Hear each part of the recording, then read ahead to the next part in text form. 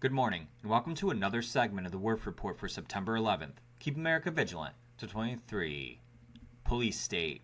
As Dinesh D'Souza releases his trailer for the new movie Police State, New Mexico becomes one, as the Democrat governor unilaterally declares a gun emergency and suspends the Second Amendment.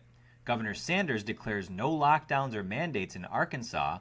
A New York judge rules that 10 teachers fired for not getting the jab must be reinstated with back pay, while a federal judge upholds a lower court ruling barring the government from communicating with social media companies for violating the First Amendment.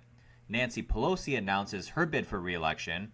Minnesota is allowing illegal aliens to obtain driver's licenses, which are required to vote in the state.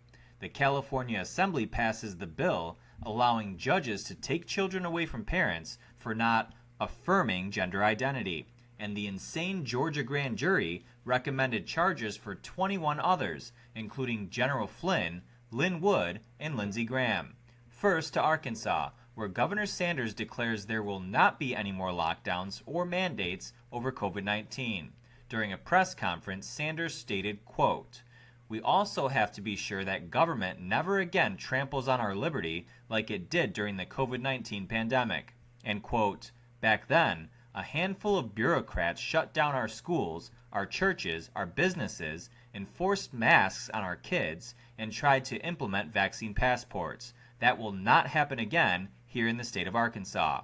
Glory to God, folks. That is the way. Meanwhile, in New York, a state Supreme Court judge ruled that New York City's denials of religious accommodation to certain employees were unlawful, arbitrary, and capricious. 10 teachers who were fired for refusing the jab and then sued must now be reinstated with back pay. This was an important precedent, and it shockingly came from right here in New York. Meanwhile, the Fifth Circuit Court of Appeals has upheld a temporary injunction by a lower court to bar the Biden administration, FBI, health officials, and others from communication with social media companies for content moderation purposes for violating the First Amendment. As we previously reported, the ruling does bar key officials and agencies from working to censor free speech on social media, but it also leaves room for anyone not specifically mentioned to engage in the conduct, simply because they weren't listed.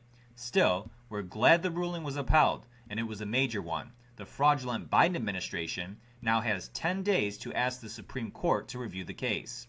Now to an urgent story out of New Mexico, where rogue Democrat Governor Michelle Grisham has suspended the Second Amendment unilaterally by declaring a gun emergency, doing exactly what Democrat governors did in 2020 with COVID to circumvent state legislatures in order to change election laws. Before this video is removed or we receive another strike by YouTube or other government-controlled platforms, we're not allowed to say or show you what we're about to, or will almost certainly be punished for it. For those of you that have been with us from the beginning, you know that YouTube had previously labeled our content as, quote, harmful to the public, and nearly banned us permanently on at least 2 separate occasions. And they continue to remove our content and threaten to permanently remove this channel. So before they can, make sure you never lose us for good. Join us at thewerffreport.com, where you'll find the rest of this segment and where we can say exactly what we want without the censorship, suppression, or the banning of our account for only $6.99 a month or $49.99 a year. You can also make a one-time donation using the donation link in the description of this video. And for all the trolls out there who don't like our business model, no need to comment. Just keep scrolling. We clearly have our reasons. For everyone else, your support helps us do what we do. See you there. God bless you all. God bless President Trump, and God bless America.